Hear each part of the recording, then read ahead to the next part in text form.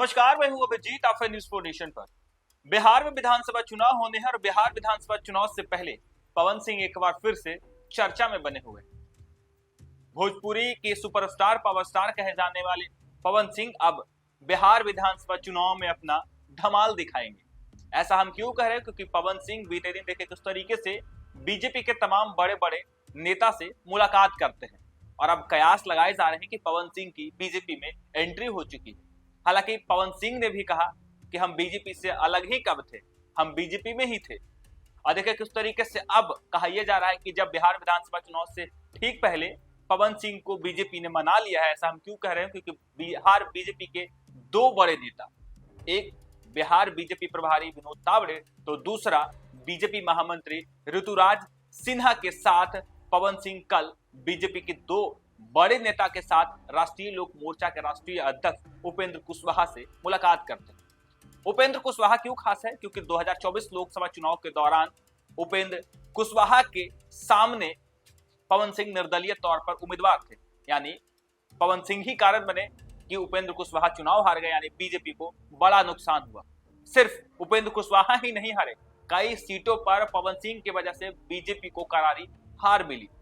पवन सिंह निर्दलीय चुनाव लड़ते हैं और ऐसे में पवन सिंह की लोकप्रियता इतनी है कि पवन सिंह जब खड़े हो जाते हैं या फिर पवन सिंह जब सड़कों पर निकलते हैं तो लाखों की तादाद में युवा जो है उनके समर्थन में उतर जाते हैं।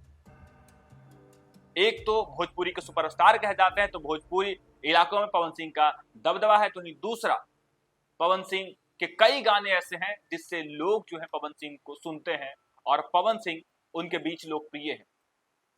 तो दूसरा, पवन सिंह राजपूत जाति से आते हैं और कहा यह जा रहा था कि जब पवन सिंह को बीजेपी टिकट नहीं दिया और पवन सिंह निर्दलीय तौर पर उम्मीदवारी के तौर पर जो है काराकाट से चुनाव लड़ रहे थे, तब राजपूत वोटरों ने बीजेपी से बगावत कर दिया और इसका खामियाजा बीजेपी को शाहाबाद और मगध के कई लोकसभा सीटों पर पड़ा।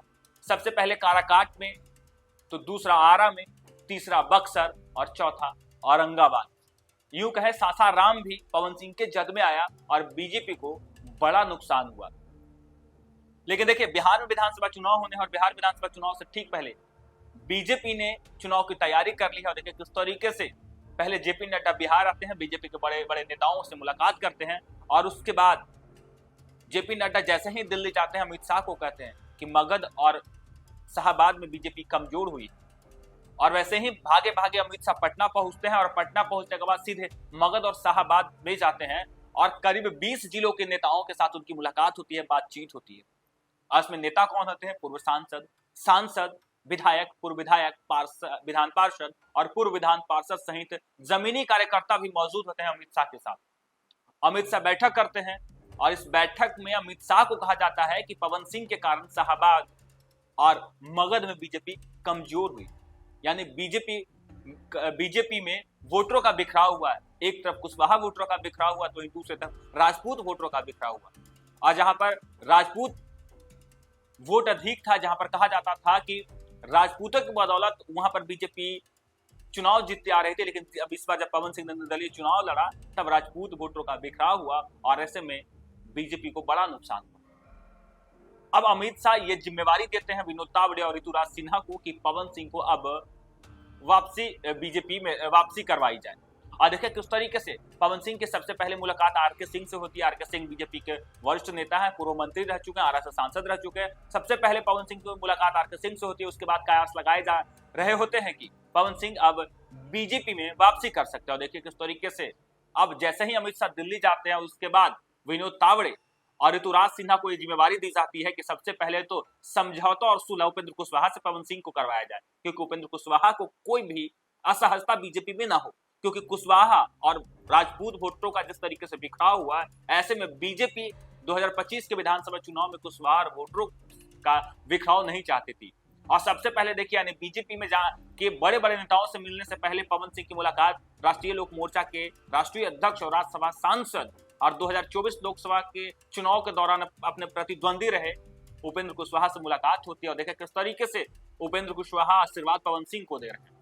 और उसके बाद तुरंत उपेंद्र कुशवाहा से समझौता करवाने के बाद पवन सिंह की मुलाकात गृह मंत्री अमित शाह से होती है। करीब 30 मिनट तक अमित शाह और पवन सिंह एक साथ बातचीत करते हैं और देखिए किस तरीके से इस मुलाकात के बाद पवन सिंह की सीधे फिर मुलाकात बीजेपी के सबसे बड़े नेता, बीजेपी के राष्ट्रीय अध्यक्ष जेपी नड्डा से होती है। देखिए किस तरीके से तस्वीरों में देख सकते हैं कि जब पवन सिंह की मुलाकात राष्ट्रीय लोक मोर्चा के राष्ट्रीय अध्यक्ष उपेंद्र कुशवाहा से होती है, तब किस तरीके से माहौल है। पवन सिंह को आशीर्वाद दे रहे हैं, तो दूसरी तरफ पवन सिंह जब अमित शाह से मिलते हैं तो सॉल देते हैं अमित शाह को, और उसके बाद जब जेपी नड्डा से मिलते हैं तो देखिए किस तरीके से तस्वीरें सामने निकल कर है। और कहा यह जा रहा है कि अब पवन सिंह जिस तरीके से बिहार विधानसभा चुनाव में आरा से चुनाव लड़ने वाले हैं, और इसी के मद्देनजर इस बार पवन सिंह जो है बिहार के राजनीति में सक्रिय है।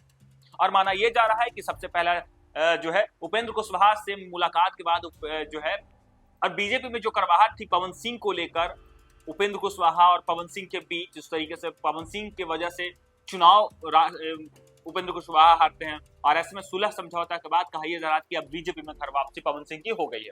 और पवन सिंह ने भी जब अमित शाह से मुलाकात की तो उस दौरान बातचीत किया कि जिस तरीके से 2025 के विधानसभा चुनाव में पवन सिंह आरा से चुनाव लड़ने वाले हैं, उसकी तैयारी कर रहे हैं। और देखिए बीते ही दिन एक तस्वीर निकलकर सामने, जब पवन सिंह आरा में घूम रहे थे, लोग उससे आशीर्वाद मांग रहे थे, और कहा यह जा रहा है कि पवन सिंह की मुलाकात जब अमित शाह से हुई तो उन्होंने 2 सीट का जिक्र किया। एक आरा से वो खुद चुनाव लड़ेंगे, तो कहा जा रहा है कि दूसरी सीट काराकाट जहां से उनकी पत्नी चुनाव लड़ेगी। लगातार 2024 लोकसभा चुनाव के दौरान उनकी पत्नी जो है बिहार की राजनीति में सक्रिय है।